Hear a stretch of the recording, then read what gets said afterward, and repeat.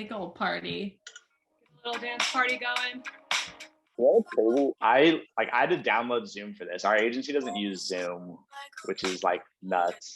We use Microsoft Teams, and it's the worst. Oh, no. I used Microsoft Teams once and I immediately deleted it after. It's not my friend. It's all we use for work and I hate it every single day. Yeah. I just want to use Google.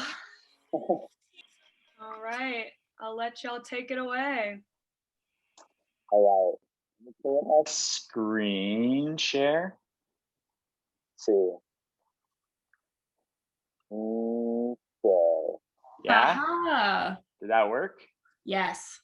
Hold on. Let me full screen this though. Welcome to a real agency laptop, people. You have that many tabs open, if not multiple windows at all times. That was just on one of my desktops. There's more. There's more. Well, hello, everyone. We see, yes, Finn, Chrome tab grouping, new favorite thing.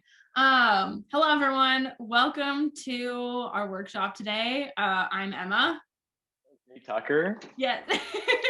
And we're going to talk about a little bit about how to make sure that you have, an absolute stellar relationship between your Strat and creative teams. I think what we're going to go through some stuff about kind of how we landed where we are and some tips about what we think makes a good dynamic duo, as our programming says. And then we have a little assignment that we're going to have you guys run through. But yeah, and of course we have time for questions at the end, and we'll stick around for however long, and we have our emails and stuff. So if you have more questions, you can holler at us. But yeah, let's get started. There we go. That's Emma and I right there. Don't let the names fool you, because that's us, right? Absolutely. Just a few minutes ago. Yeah, honestly, we just took these pictures. It's us on the way to educate you all. If anyone in this audience knows, I love to run more than anything in this whole world. So it was, a quick jaunt over here to do this. Don't ask. But yeah, we're super freaking excited about this. Tucker and I loved the J School. We loved being a part of the ad program and doing all of the side projects and side groups and everything. And so we're really pumped to, come back and hear from you and just kind of, there's some stuff that we wish we would have known as young bucks, as we were, building our own relationship as a different kind of, partnership that you don't hear about a lot when you're in school. Usually it is, and Tucker, you can talk about like the creative partnership is kind of the only thing you figure out who your creative partner is and you go with it, versus what does it look like when you're getting information from someone and how do you make sure that it's helpful? Yeah. Well, we'll talk to you guys all about the relationship, why it's cool, why the work's better for it, all that good stuff. But we'll just start with a little background on Emma and I. Yeah. So this is me. I'm currently working as a senior strategist at Fallon. I just started this last week. So it's a new fun title and a new fun way, and they make some awesome stuff. So that'll be exciting. A little bit about me. I've been recently realizing that I'm a cusper. I've been told many times that I am. I watch a lot of movies, play a lot of video games. I love to talk about the Muppets, and I really do love Harrison Ford. And these are all things that really just kind of make me me and make me a strategist. I'm doing a horrible job driving this deck. Sorry. Here's a little bit about me. Yeah, I'll talk to you guys about any of these subjects on here at all for like hours on end, except for maybe The Office, because I'm still pretty upset that that's not on Netflix anymore. Yeah, I'm currently a senior art director at David&Goliath. It's a little shop down in Los Angeles. I work on a lot of Kia cars and Jack in the Box. I'm also a contract freelance senior designer with RCA Records in Atlantic. Obviously, Emma and I graduated together at the same time. That's why we're here doing this with you guys both together today. But that's a little bit about us. We'll kind of jump into like how we became partners. It's not the sick nose piercings, it's not the glasses, but we'll kind of dive into this route here of like how we came together and what this like creative strategy pairing looks like. So we wanted to kind of be able to visualize kind of how this relationship came to be. And it's, again, one of those things where we were bouncing around a lot before we even started working together, and then kind of met in the middle. So I got started in the ad program in winter of 2015. I was a wee babe and kind of got in there.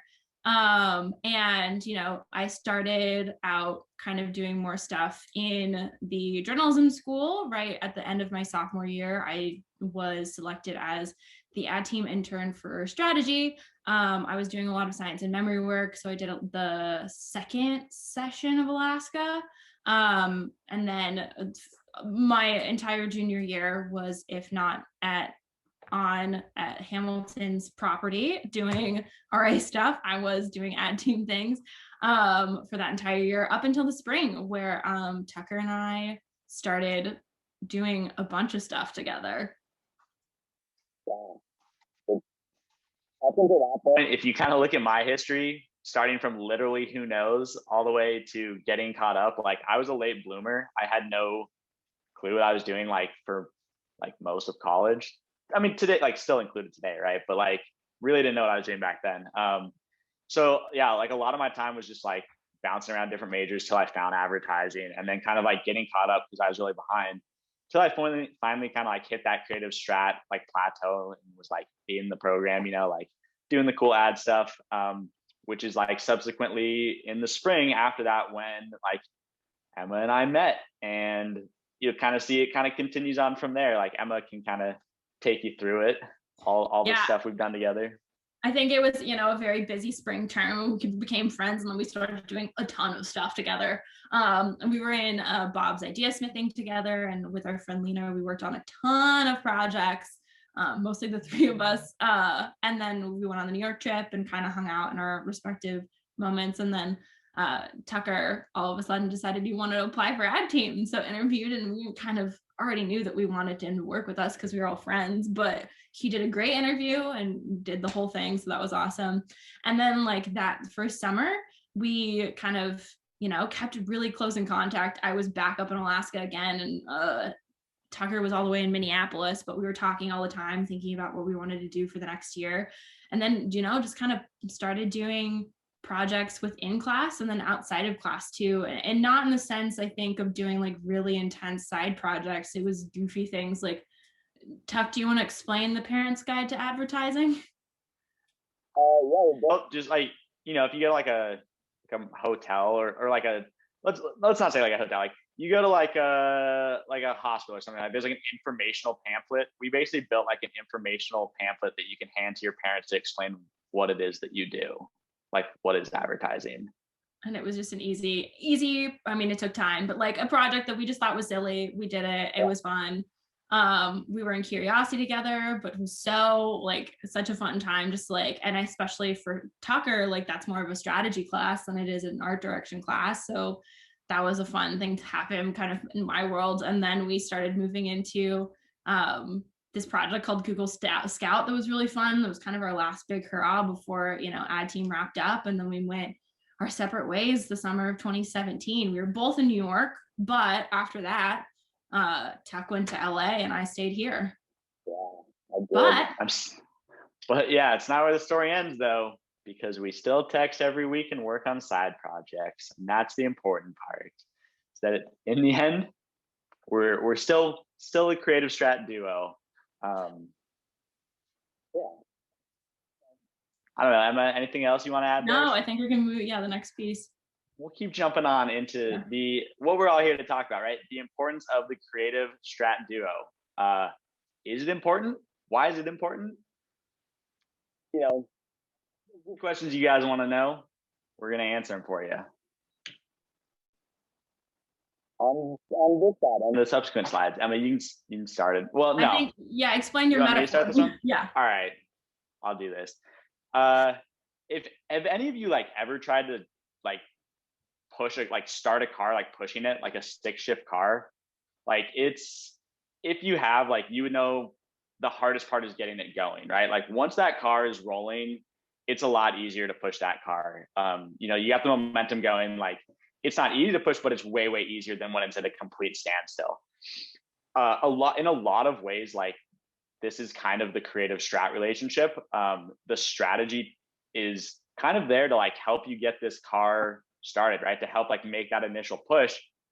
And then the creative's there to kind of like come in and now that Strat's done all the hard work, kind of come in and keep that momentum going and push that car forward and, you know, do a little bit of steering and all that good stuff. Like that's a metaphor that I kind of use sometimes to describe like what it is that, you know, Strat helps creative do and kind of how creative takes it from there and keeps it going. Yeah. If that helps visualize it. I think there's some great stuff that both types of roles bring to the table in ways that make, you know, every project a little bit better, and you can't have one without the other. For strategists, that's really like, again, as Tucker said, we're kickstarting that vehicle, we're kickstarting the ideas. You know, we're the ones who are backing up everything to make sure that the client will buy into stuff and like really choosing the stuff that's going to prove out your creative work and make it exciting and good and, you know, bulletproof. It's, you know, we're cheerleaders. So there will be periods of times where I can't work on stuff or I can't do stuff until creative figures out what they're trying to say or make. And that's just the period of time where you know, like cheer them on work sessions, tell them their stuff's cool, like be pumped with them. And then at the very end, it's, you know, wrangling everything together, making sure the story sounds right, making sure it makes sense logically and for the audience, just to make sure that there's no outliers that really could throw anyone off in the meantime. And, like I said, Strat does the heavy lifting. Like they make our job so much easier. Like I think a lot of the creative stuff over here is just kind of taking what strategy sets for you in the brief and just kind of like continuing there. You know, it says like fire stoker, right? Like I think strategy sets the fire. You're just there to like, you know, kind of make it keep burning, burn a little brighter. Like you're a problem solver. Strat's obviously a problem solver too. A lot of times they're helping identify problems and you're trying to come up with creative solutions. Data shapeshifter, like they're supplying you with insights and you're taking those insights and making them into new executions.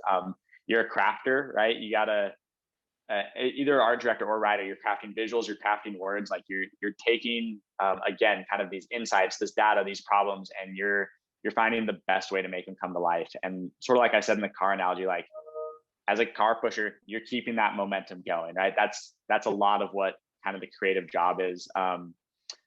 So obviously like these two go super hand in hand, right? Like there's a lot of, you can't have creative without strategy. You can't have strategy without creative. You know, creative without strategy, I think, is just fine art, and strategy without creative is just like cool scientific research. So the two go hand in hand to make like awesome brand work. But you know, we can touch a little bit more on like what this awesome like partnership comes together and kind of like allows us to do. Yeah, I think first and foremost, it makes sure that you're making unique work. Strategists are the ones who are gonna, I mean, obviously creatives too are very involved in what's going on in culture and all that, but you know, strategists also have their ear to the ground when it comes to competitive work. They know what's happening in culture. They know what other brands are doing. So when you're working in a specific category, your strategists are going to make sure that you're making stuff that stands out or pushes against things that they're seeing in the category, or like at the base level, just make sure you're not doing the exact same thing as everyone else. See that? I took a drink of water and it splashed like straight up into my eye. That was crazy how precise that splash was. Anyways, yeah, besides that, you're also better problem solvers. Strategy helps supply like better problems to be solved. And obviously in doing so, you become like a better problem solver, right? Like you're going to come up with better ideas of like what the businesses need, what the world needs. And in doing so, like solve them in smarter and better ways, if that makes sense. Yeah. Obviously, smoother presentations, a good chunk of what you're going to be doing when you're out in the world is presenting. And speak of the devil, Derek Brando just entered as we're talking about presentation skills. What a chance. But the biggest thing is, if you're able to have a good relationship with your creatives, you're going to see work sooner. You're going to be able to work through the story. You're going to be able to actually understand what you're saying whether this is in a pitch, which is a very high stakes, very theatrical experience, or if it's just a basic client meeting where you're going over the 2 social posts you're putting up that week, like making sure that you're on the same page as creative helps with that. Laser focused ideating. I think Strat is going to give you a much more narrow idea of where the work needs to go, and you're going to not waste time thinking in areas that you don't need to. So all your concepting is going to be going in the right direction because of this relationship. And last but not least, you know, you're going to have a good time. If you're friends with the people you work with and you love working with them, it doesn't, like, it's always just a better experience all around. It makes it so the work, you just start to realize it's supposed to be a good time. Advertising is fun. And you can do great, wonderful things, but it's better and you get better thinking out of it if you're, you know, relaxed with the people you're hanging out with. Yeah, that's an important one because we like to party. So yeah, so we're gonna go back and forth, and I'll start off first, and I'm just gonna go through some of the things that, you know, in the years that either at school or working in the industry, I've identified as tips that have really helped me as a strategist create that better relationship with my creative teams, which helps make that better work. So starting off, we have don't work in isolation. So I think this is a big thing, is don't just have it be where you're researching or working on anything by yourself or just with your strategy department. Feel free to go and contact and talk to copywriters and designers and reach out to your creative directors even. Don't be afraid to show the work, even if it's WIP, just because you don't think it's ready or you don't think it's in a great place. Because again, as we said earlier, a lot of great creatives are strategic thinkers, so they're going to be able to lead you, or at least just double check your work to make sure that it's, you know, a place that you can really jump off of. The next one is mix up how you brief. I think it's really exciting and a great opportunity for strategists to think beyond just, you know, sliding the piece of paper across the table, or in this case, sharing the screen on Zoom, and instead, like, what's going to get your creatives excited about these projects. And I think this is a great opportunity for, you know, young strategists who are coming in to make an impact or feel like you're, you know, making a name for yourself in the agency, is changing how you're briefing. Obviously, get all the good details down and have a good solid brief in your back pocket. But a really great example of this is a couple of years ago, we were doing a big Oscars campaign for Cadillac. And instead of just doing a regular, like, throw everyone in a room, we'll go through a presentation, we'll call it good, we went to one of the stores around the corner and bought a bunch of candy and popped a bunch of popcorn and literally went to a movie theater and got coffee and got Cokes from the movie theater so they could all eat snacks. And we watched movie clips. And that's what we did. That was the briefing. And that was so much better for them to understand what we were talking about than just listing off a bunch of stuff. The next one is always be open for questions. I think this is really important. So again, always be open for questions means not just in the briefing room. That means making sure that your creatives know that they can come to you whenever and ask about the things that you're putting forward. It makes your briefs better. It makes the work better. It makes it so that you can actually, again, build that relationships where they feel comfortable, even ask you dumb stuff. Like, if they think it's dumb and it probably isn't. And it makes it so Tucker showed a great example of being able to just text whenever. And like, that's awesome, obviously within bounds of work-life balance, but at the same time, like, opening up those doors is important. The next one is learn their language. So even though you're a strategist, you also need to understand what creatives are making, because you can't send them down a path when you don't understand what the difference is between, like, when you're doing a static versus live post, or you're doing any sort of editing piece. You know, you need to understand how production language works. You need to understand design language. You need to understand what specific kinds of executions are called, or even like when you're writing copy, what's the difference between a subhead or a header or a tagline or any of those pieces. I know you get kind of some of that in school, but you know, you don't want to be the one, and you can ask questions, obviously yourself too, but you want to make sure that you're talking at the same level as your creative team so that you can tell them exactly what they're looking for. And the last one is find proactive opportunities. This is so important for strategists. And again, don't like do this in a way that's like straining yourself too much that you're kind of like losing sleep all the time because you're trying to do all of the best cultural research. But it's awesome if you're working on a brand long term, or you're working on a project and you're able to just go up to your creatives and be like, hey, I saw this really awesome thing. Don't know what we can do with it yet, but it might be fun. I think it could fit for this. And being able to bring that kind of stuff to the table like opens up worlds for them that they didn't even think of, or it could be something that they're aware of and they could be like, oh shit, like I know a ton about movie culture, but I'm seeing that Letterboxd is popping up. How can we work this into what we're talking about? So I think that's a really big one, and that's the sort of thing where you can start building that chat that you have going, is like, oh, like, hey dude, like I just saw this, let's look at this, like, and really have that discussion with each other. Cool. Well, I got some tips for you guys too. I'll take you down a little journey kind of on the creative side of the relationship, talk about that. And you'll kind of see a lot of overlap here because there's a lot of kind of like two sides of the coin, right? Like it's a partnership. So you're going to see kind of stuff that plays off each other a lot here with these.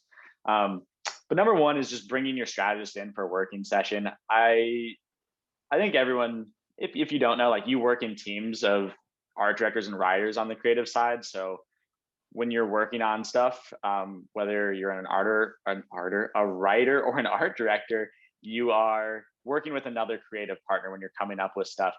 But it's really cool to bring in your strategist for a working session too. They bring different perspectives. You know, they can give you different insights. You know, like this idea is cool, but like it might work way better on Twitch. Like let's try it there instead. Like they can just offer that sort of advice and perspectives and the type of stuff that's just good to know. You know, they can kind of help you like bulletproof a lot of that work before you're going in for like tough like CD reviews or client reviews and stuff like that. So love to get the strategists involved in the creative process, not have them be like two separate silos where it's just, you know, strategy, brief, creative, like mesh them together and there's going to be better work for it. Tip two is, like I was saying, you know, playing off this, what Emma said about being there for questions, ask the questions. Emma, the strategy team, they know way more about this subject than like you could ever know. They've done so much research and a lot of it's there in the brief for you, but I guarantee you, like Emma has read a billion articles and she's a walking encyclopedia on this project, right? So I definitely want to ask questions because I know she has the answers and is going to be that like amazing resource to help out with anything you could really want on this project, right? That's a big part of what this relationship is helping be there for the teams to know the stuff and lend that knowledge out.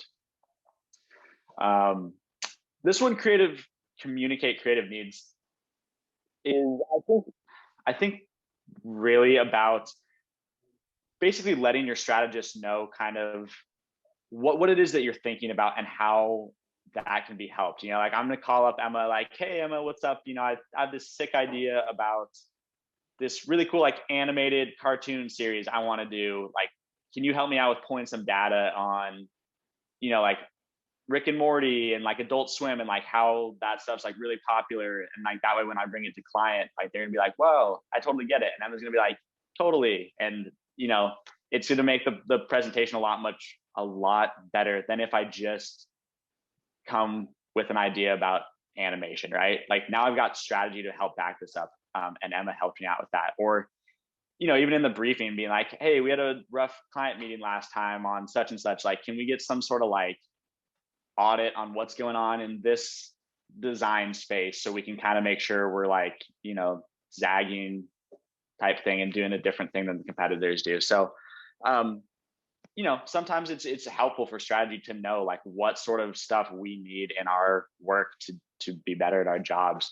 But in return, you know, they scratch your back, you got to scratch theirs. Like help them design decks and presentations. Strategy is client facing as well. Emma's taking clients through briefs. She has to sell that stuff in. Like as creatives, you are visual masters, you are masters of language. Help make these decks look and sound awesome. Like that's what you guys do.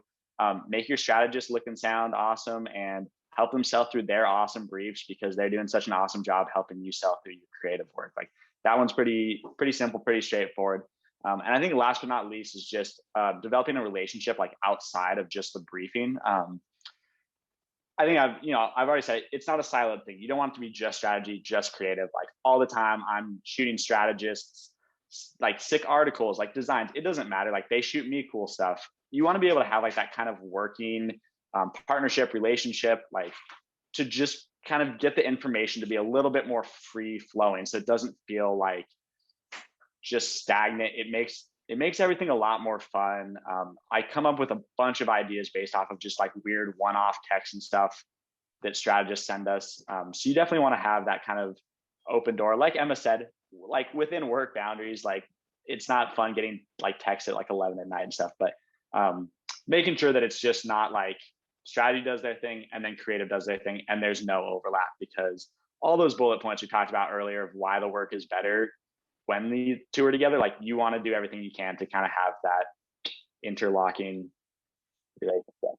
So that's my 5 tips. I mean, hopefully now that you've seen kind of everyone's tips, you kind of see a little bit of like how this relationship comes together in better ways. And I think we're going to kind of help you guys out with like a little assignment now, which Emma can kind of take away from here.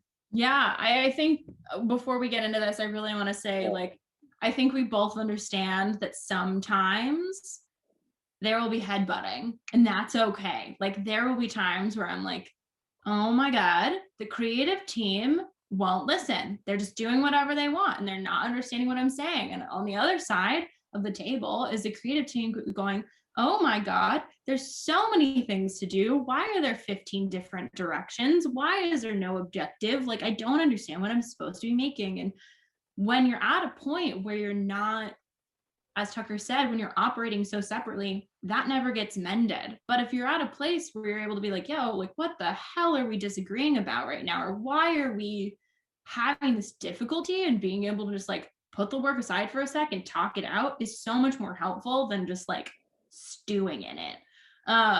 So I think that's important to note. And so that'll just say, we're doing a fun little thing. Basically, you guys can popcorn it. I don't know how the After Hours team wants to help select people. I'm not sure how that works on this side.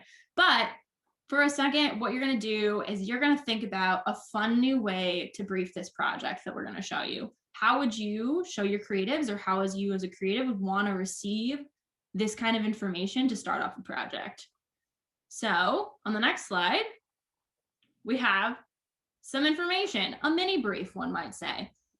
So after almost a year working and studying from home, shoe sales have dropped 56%. Crocs wants to find a way to become the work from home footwear. Create a digital first campaign to get folks to sport Crocs around the house. So that's your assignment. We can either keep this up or go back to gallery mode, again, up to the After Hours people, but we want to hear your ideas. What I would say is like strategy, creative, confused about what your role is. Like, it doesn't matter. Just like basically think about, I mean, like you don't have to get super tactical about like what the brief is inside. Like, just think about like what's some inspiring ways to take this info and convey it. And since we're all friends here, anyone who wants to unmute and give their thoughts, go for it. If not, Miles and I can start picking people and seeing who has thoughts on the spot. Put you guys on the spot, be like, boom, brief us in right now. Or like, oh boy, like I get it. That's a hot ask real quick. But yeah, I mean, if you guys Emma and I can throw out thoughts too. We can, whatever you guys want. It's your meeting. We're just here to help you. For all the homies on AHA, this is super similar to the exercises we've been doing where we get thrown into a random breakout room with an idea and problem to solve. So I feel like our brains are working. We're in sport croc mode. I mean, here's an example of how I would do this. We're at a place right now where 1, Crocs are not that expensive. And 2, everyone's sitting at home. I would send my creative team Crocs. I'd be say, wear them for a week, tell me how they feel, and then write about it. Like what could you do with that? Like that's so much more fun than just reading them out. Then they get something fun out of it too. And people love free shit and advertising. It's amazing. Sure. Great. And people blow up the chat. You don't feel comfortable unmuting because I want to hear your copy one-liners on my end. And also, hey Emma, hey Tucker, thanks for being here. Hello. I have an idea. What if Crocs infiltrated TikTok and did like a claymation style, like moving the Crocs 1 inch at a time? What'd you say, Kara? Tick Croc. Croc talk. That's my idea. Yeah. That's better. You're the copywriter. I'll mute myself now. No, I love it though. That's my idea. What if it was like you incorporated storytelling with the shoe? And so what does a Croc go through in a day? Claymation style. What's her journey like from place to place in your home? Turn that Croc into a mommy blogger. Yes. Also, my creatives would be so happy if I was like, here's a 1-minute TikTok and that's your brief and that's all you have to listen to me talk about. Like, go for it. Have fun. You get the rest of the day to do whatever you want. The meeting is now 4 minutes.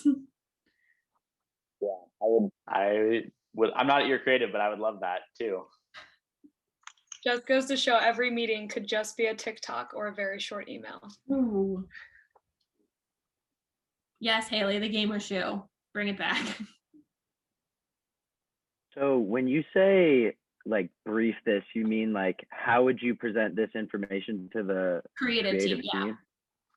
Yeah. My first thought was like, no, go for it. You're the guest. I was just like, I don't know if like this seems inherent to Emma and I, but I don't know if this is like just thinking about the school. Like I think you got, if this is new information, like sorry, like basically the way it happens, like Emma and her team, like strategy, they put together like a brief, and then there's a meeting where like they sit there and similar to what we're doing, like they're gonna pull up slides and they're gonna like give us the assignment. They're gonna give us the info and stuff. Like it's not always like, I think sometimes in school with assignments, like you're always on teams and you're like working stuff together from the start, but it's not always that way in the industry. Like there's a briefing where Emma's team is going to like teach us about what it is that we're going to do. But sorry if you guys already knew that. Like I wasn't sure. Definitely helpful because you never know who knows what based off of all the classes and all the things. Miles, take it away. I did not mean to cut you off. Oh no, it's all good. Well, my first idea was like, if you're presenting this information to the creative team, you could like get a Croc and then just write like the main bullet points on like the underside of the thing, and then you just hand it to them. So they're like, well, what the hell do I do with this Croc? And they flip it over, and then all the information you have is on the bottom. But hell yeah, I don't really know how that would work.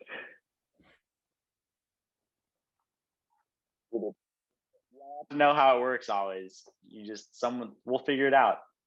That'll live on your desks too afterwards. That's always a fun thing. People will fight over who keeps the brief Croc. I mean, I feel like if Post Malone can make Crocs cool, like some sort of TikTok collab, I'm not saying like the Charli D'Amelio's of the world, I'm saying like the young 100K like creators that people actually like follow religiously. Like I know we have some like local or like UO like influencers, even that, like a college Croc influencer, Croc talk moment. You guys are the question. Like just raise your hand. Do any of you not have a TikTok? Like I don't, which makes me feel super old because you guys are all like TikTok. Everyone has one. All right, I figured everyone had one. That was just for me, not related to this brief at all. I'm with you, Tucker.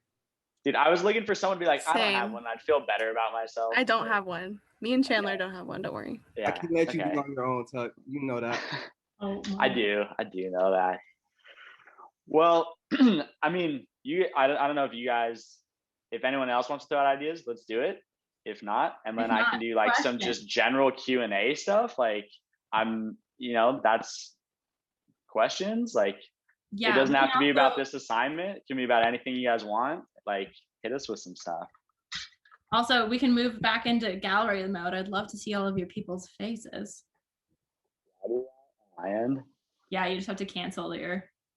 Oh yeah, and I will have the team send out all of our information. We are accessible, obviously. Okay. Look at all these folks. Anyone I have have a any fun question. questions? Oh. You can throw them in the chat. You can unmute anything you'd like. We're casual here. I have a question. Yeah. Oh dear. So this is just like, I guess, in regards to like briefing. So I guess what you're saying is like, it doesn't necessarily have to be like the classic like deck. So you could literally be giving your team something that's like more unconventional. Yeah, I think the thing is you always need to have that information written down in a regular brief anyways, but that's not how you need to inform them in that meeting. You can have all the background information.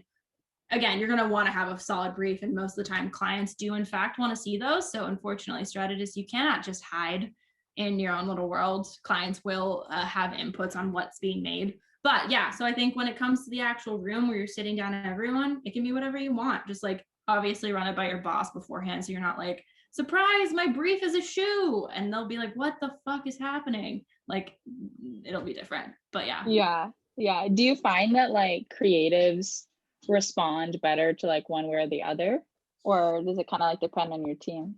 It depends on, I think it's, again, once you start to get to learn who your people are, you'll be able to understand what they want and need out of stuff. And sometimes it is just fun, even if you have like, for example, I briefed recently a team that was mostly people in their like late 50s, and I did something really fun, and they were like, holy shit, I haven't done something fun in a while. Like that was exciting to do something that wasn't just like the regular old thing I'm used to. But I think it is like, again, reading the room, or at least like having a good understanding of who your team is. I've been briefed on a golf course for a golf client one time, or like it can be simple stuff too. I mean, we did a Lay's brief, and like they just gave all the creative snacks during the briefing to eat the whole time. Like it doesn't have to be like a big thing always, but you know, I guess like at its best, it puts you in like the mindset of the client, and at its worst, it makes work fun. So it's not a bad thing to do.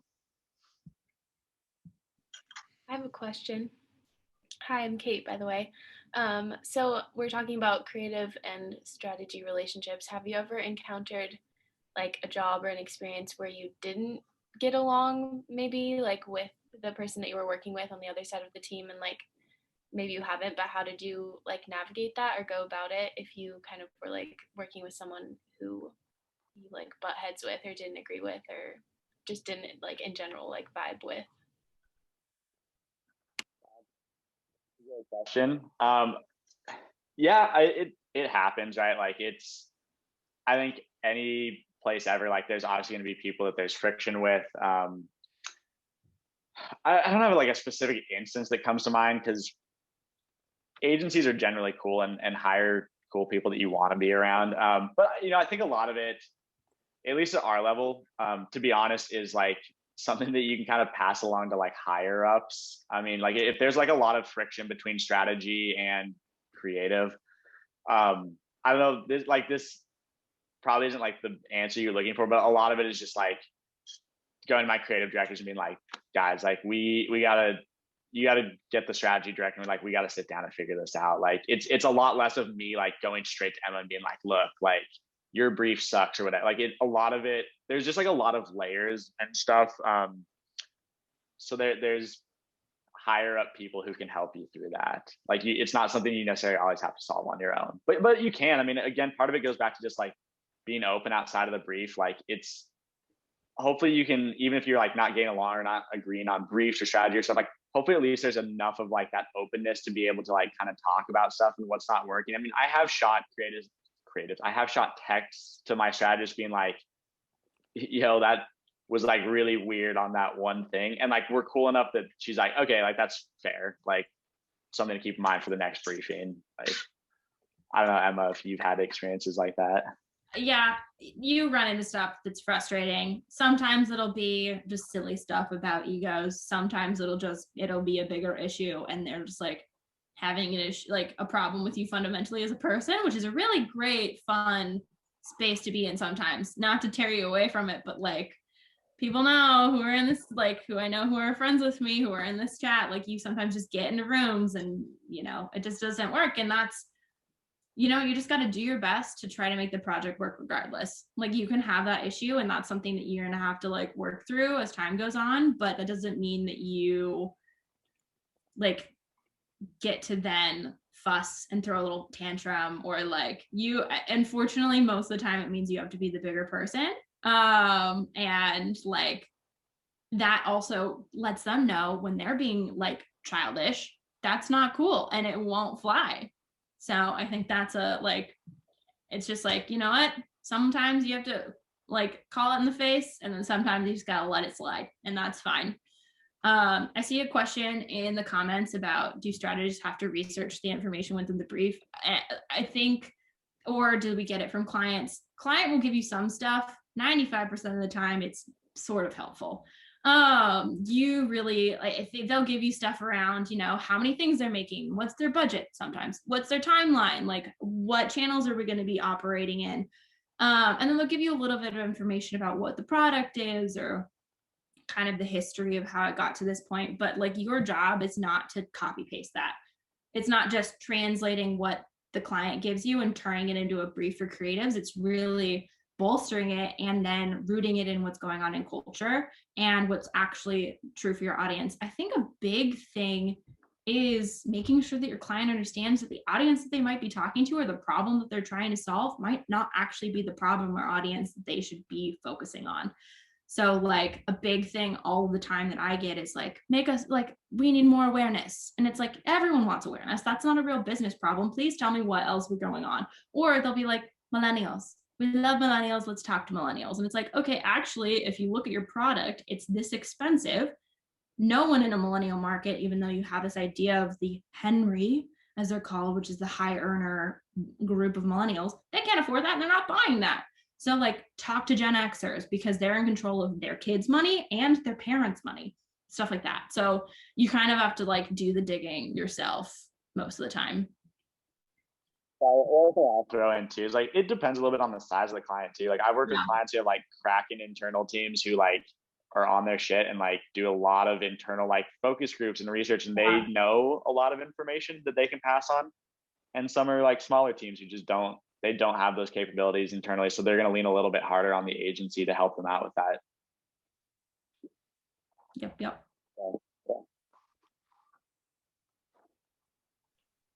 I have a question that's kind of different from what we've talked about so far, but throwing it back to when you guys talked about how you still text and do stuff every week, or do you have any tips for staying in touch with some of the awesome people that you work with in the SOJC once you do graduate?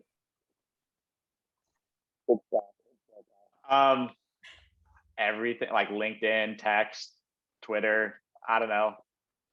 It's tough. It gets really tough when you're not in school and you're not working together all the time to stay in touch. Like, I mean, I'll say like it's one of those things where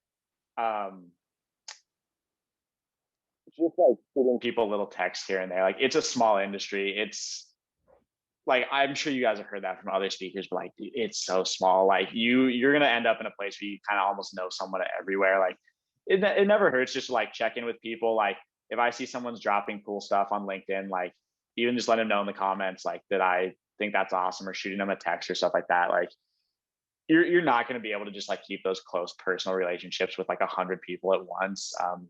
And they're not going to be doing it either. So it's just like, following each other on all the social medias, like dropping little DMs, comments, texts here and there, just be like, checking in, what's up, love your new project you just did, like that sort of stuff, and then sometimes you'll have longer combos too, here and there, like if you're looking to get a job somewhere, or I don't know, you just like get into it on like some random text or stuff like that. But yeah, I think a big thing is also, it's difficult, but I think the people who are worth it. And I think also, again, you may work with these folks again later, and that doesn't mean that you have to keep in touch all the time with everyone, but it's like you're gonna more often than not, as Tucker said, cross paths. I think another really important thing is just like, I think it's also cool, and I've made it a priority in most of the places where I've had the chance to take vacations and travel and stuff. Like I make sure that I go and see the people that I went to school with. Like I make that a part of my plan for when I'm visiting somewhere, is to actually spend time with them in person. Maybe it's just a coffee, maybe it's like picking up a beer, but like, even if it's just a couple of hours, like that's something to like, just like reinvigorate that in a lot of ways. And I think don't feel pressured to talk to people all the time. I know like that was a big hard part, was especially when I was in groups, like we were so close. And yeah, Chandler, yes, sweet all the time. But like we were really close and we talk all the time, and it's kind of a huge big drop off from what that happens. And like, don't feel like that has to do with you, or like you did something wrong in the relationship. Just know that, you know, people are starting their first new jobs, they're trying to adjust to new cities, they're trying to figure out their shit in their lives and what it means to be graduated. So like, we're all figuring it out. Just send some big love, call it good. Like that'll keep you in the loop. Okay, I have a question that could be either for Emma or Tucker. So since like the last year of COVID hit, like the months prior to COVID, we sort of saw like a rise in out of home executions and like that big thing. And now it sort of feels like the pendulum is swinging back in culture of everyone wants to be outside, everyone wants to be around, but they can't necessarily do that yet. Like, how do you see like a change in the culture of people and how they react to ads with being so virtual? I think there's a couple things. I think there's a lot of stuff that people haven't even thought up beyond just like executions in the sense of like events. I think we're really big, and like going to events, whether it be actual branded stuff or the things like the like Instagram houses where you would walk through and take a zillion photos. That was really big. You can't do that right now. Something else that this has really impacted is any out of home placements, but like bus shelters, subway stops, like billboards. So as frustrating as it is to operate only in a digital space, I mean, you can work around it some ways. Like people are sitting at home, of course they're going to check their mail. Mailers might be an awesome way to get back on the table. Print obviously isn't everyone's favorite thing in the world, but like there's cool stuff you can do with that. I think it's hard to only sit in meetings all the time and be like, we're making social content, but like, what can you do that's a little bit different? And how can you just not like do another like 10-second silent ad that you're going to scroll past? Yeah, well, I'm like so much now. Like it's crazy. I think it's something like you like scroll like what, like 22 like yards or something a day. Like there's some crazy stat, like, and you're not competing against like other brands or other ads. Like you're competing against like whatever weird like viral TikTok or like whatever's going on like in the news and politics. Like that's what you're competing against for people's attention right now. Versus like out of home, right? Like you're not competing in that same way. Like it's not like the billboards day, you know what I mean? Like people aren't going to get like bored with the billboard and just scroll past, or like the billboard's not going to rise to the top of their feeds because it's trending or something. And you know, there's different like ways to obviously like take cracks at social. I mean, there's great social content that you can put out that's cool. There's like you can do stunts and try and get people to talk about it, so it's like, you know, going to be more native to their feeds and stuff. I mean, sorry, your question was more about like what's different for us now that everything's more social, or yeah, I mean, obviously it's in some ways it's actually more similar than you think. Like I think a lot of my job is kind of continuing on like normal. Like I'm still doing TV ads, like surprisingly still doing like point of sale and bus stops and stuff like that. But yeah, I mean, I think there's an ever increasing push to do more and more and more digital, just because that's where more and more people are spending their lives. So it's always the challenge of like, what can you do that's like native to them and it's going to make them pay attention and like something that they want to share with their friends, that sort of stuff. And it's tough. I mean, it's super tough too. It's something coming from a brand is like inherently going to be way harder to get people to care about than like whatever stupid meme someone's sharing. Like that meme's just it's almost always funnier. So it's always just such a struggle to come up with what that cool stuff is that really just cuts through, because people don't care about brands as much, you know. Mm-hmm. I see a question about that's what we get to do. Yeah. I see a question about internships. I didn't have any ad internships while I was in college. I did projects and stuff like that, but if like the underlying worry about like, oh my God, did you do something when you were a junior and now I'm a senior and graduating and like I hadn't done an ad internship, can I get a job? And you will get it. Like it's not necessary. I think my big tip for strategists is that any job that you've had in the past, you can frame up to be a place of learning for strategic thinking. So like if you think about retail, you know the consumer journey better than anyone else. You talk to consumers, you hear what they want, you know what their problems are. If you're working a restaurant job, you know about customer service, you know about UX, you know how a business runs and how you should be moving through a space. If you're traveling, if you're not working, that's totally fine too. Like you could do something outside of ad and be able to explain that like, I think it's so important for the industry moving forward to have people who have had experiences beyond just ad classes and ad thinking for it to thrive and for it to grow. That's my take. But Tucker had one and it was great. And I'm working at the place he worked at because he loved it so much. So yeah, obviously kind of the other experience. I did have an internship when I was in college between my junior and senior year. I was at Fallon was the agency I was at. In Minneapolis. And I mean, yeah, I can kind of just tell a little bit about it. I mean, if you have any questions, like more specific questions into it, I can answer those too. But, you know, it was a lot of, you know, I was assigned mentors and just starting to get like first hands-on in terms of, you know, like getting a real client brief for like some digital banner ads and some social videos. I had like my first photo shoot in the studio, like some stuff like that. Yeah, I mean, it was all like smaller stuff. And I learned a lot that I think helped me out senior year, but I'm pretty sure looking back at my book senior year, I'm almost positive like I think I maybe left with one thing from my internship on my book. Like most of the stuff that I did was stuff I did in school. So you learn a lot, but it's not necessarily going to like give you a leg up in terms of book work or anything like that. It could, but it won't necessarily. I think as an intern, you're working on smaller stuff, and a lot of it's just about learning and growing rather than making. So you're actually going to do a lot more like better, bigger making as a student in school.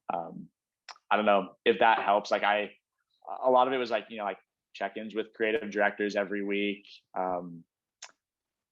You know, working with the other interns on projects. At the end, like I had to give a presentation in front of the whole agency on like a topic of my choice, like that sort of stuff. It was a great learning experience for sure. And I don't know, will that help answer questions sort of?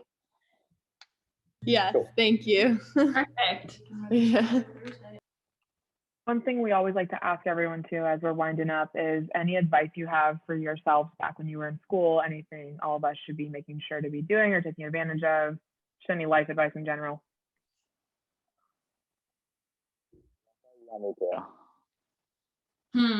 Okay, I would say, and it's funny because it was my tip that we had in Industry Insights that you guys all shared on After Hours, but I think as we move closer to especially spring term, it's going to be, and I remember the feeling so well of watching people around me get internships that I had applied for, ones I didn't even think about, and it fucking tearing me apart. It ripping me apart because I was like, what could I have done more of? What was wrong with me? What did I not do well in the interview? Why didn't I get to the next level? And I think the really important thing to just like keep in mind is it's not about you. It was that the other person fit the role at that moment in time just a little bit better, and that's fine. And they're going to do their thing. And the thing that you need to do is, you know, take that mourning period, have that internally, and then, you know what?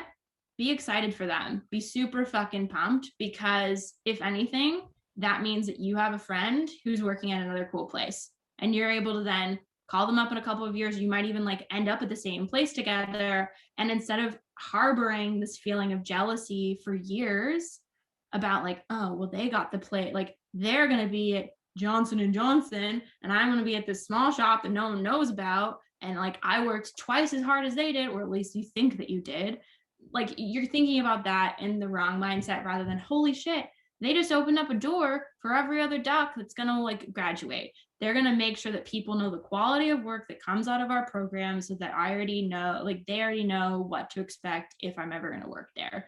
And so like your time will come, your position will come, you will change places, you may love your internship and stay at the place you end up at. You may not like your internship and use that as an opportunity to think about the new place to be. It's not the end of the world. And just like breathe for a sec. That's my piece of advice.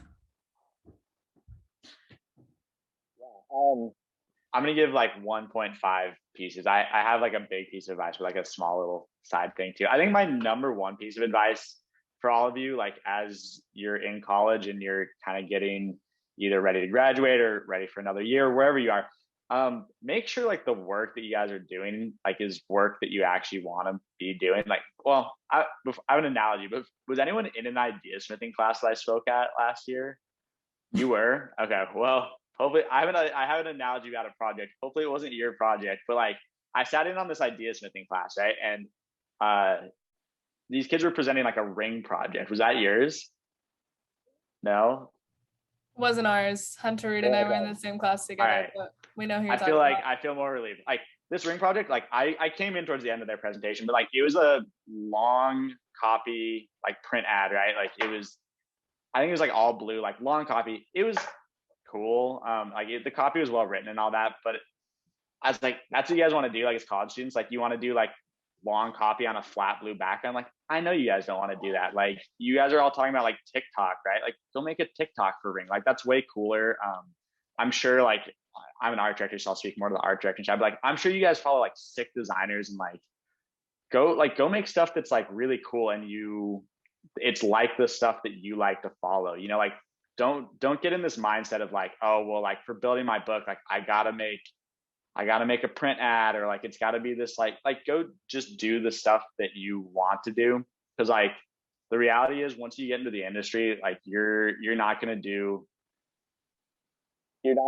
usually do the stuff that you want to do. Like probably my favorite ads ever are actually ones that are like sitting in a graveyard in a deck because they got killed because they didn't show enough product, or like we didn't have the budget for it, or I mean like the list goes on and on. Like I probably have produced like, I don't know, 1 out of every like 100 ideas I've ever came up with. Like so like take advantage of the fact that you're in a place where like if you like something and you like want to go out and then shoot it with your camera or design it or like make a TikTok about it, like you can actually do that right now and just go throw it straight in your book. Like you don't have hoops to jump through.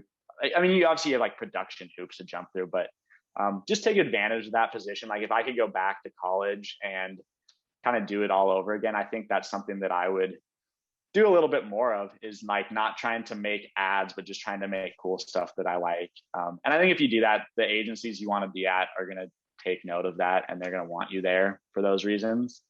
And the other like, anyone can make a social post. I was going to say like, yeah, right off of that, it's like anyone can make a social post, and you will be making lots of social posts. You might as well make you something fun. Like, that's a big part of it. Like 0.5 thing I was going to say too is like, we were honestly talking about this a little bit before like everybody came in. Like the indie agencies, you guys, they're fucking cracking right now. Like don't think you have to be at Wyden or Droga or 72. Like it's unbelievable to me right now how cool the work that the like small indie agencies are doing. I could like list off like 10 agencies that have popped up with like 10 people in the last year or so that I think are just doing killer work. But like look towards some of that stuff.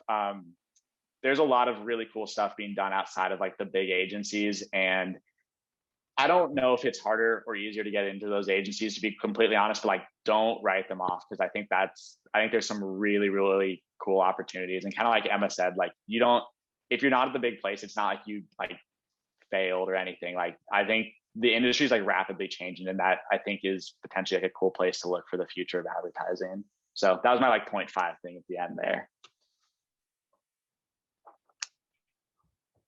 Amazing. Thank you both so much. We have something kind of different today, not to put you guys on the spot. Don't worry, nothing big.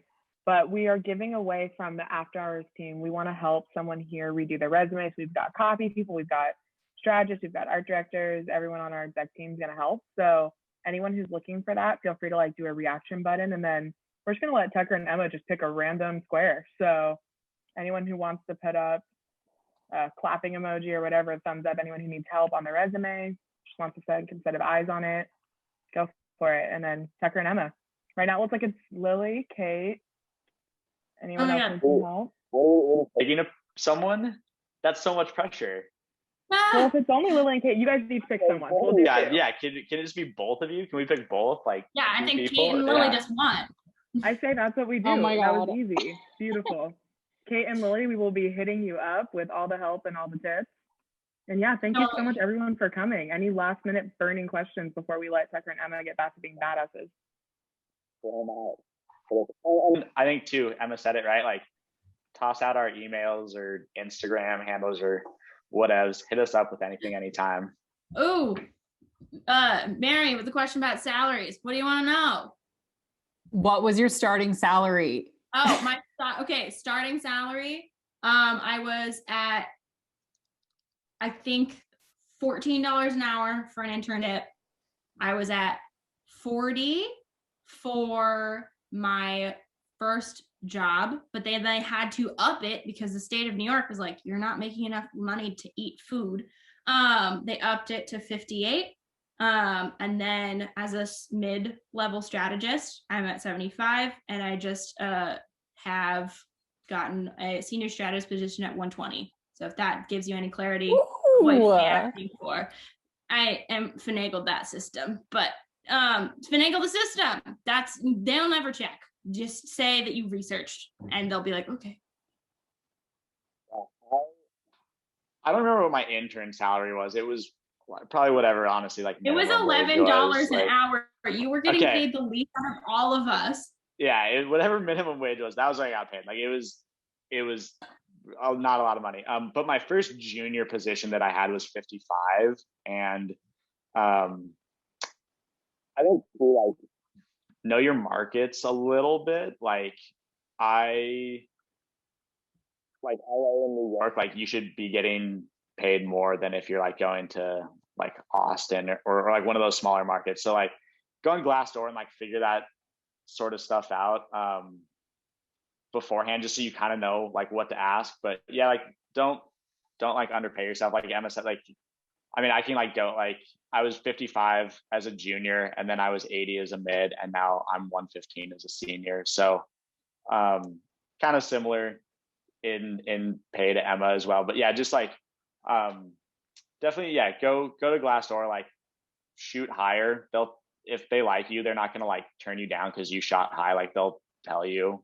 I mean, like, I've straight up, like, I've done that with an agency before, like, been like, I want to make this, and they're like, we're nowhere near that, but then still got an offer from them anyways at where they were at. So I know there's like a lot of pressure on that as a student, but definitely shoot high, because that is not going to lose you a job if you're like way over their range.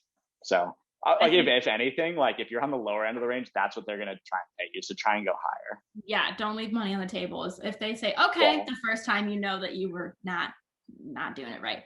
I would also say, don't accept an internship that is less than minimum wage. If they're offering some sort of weird loophole about it being a fellowship or whatever, that's stupid and undervaluing yourself, and literally makes it so you cannot live in the cities that they're probably offering that in. I had a friend who worked at an agency in San Francisco. It was a fellowship, and it was paid weekly, like in some weird chunk rather than actually being paid. And so it averaged out to being like $8 an hour.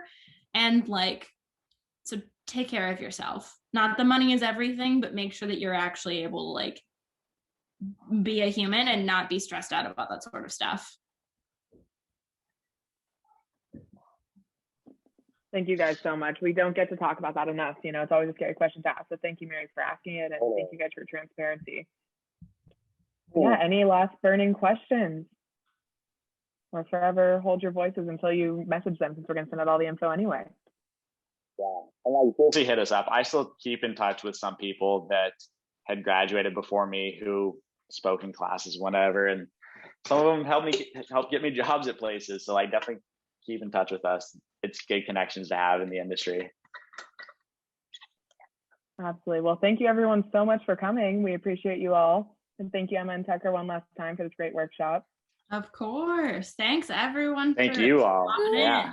in. Thank you See all. you and all thank next you, week. It'll be the SOJC Queen alums. Deb Morrison. Yes, Deb's Woo. coming in next week. Bye. Bye, Thank you everybody. all the SOJC alums that showed up. So excited to see Yes, your thank you faces. so much. It was beautiful. Yeah. Bye. How are you? All right, everyone go enjoy their Thursday. Right. See you all. Yeah.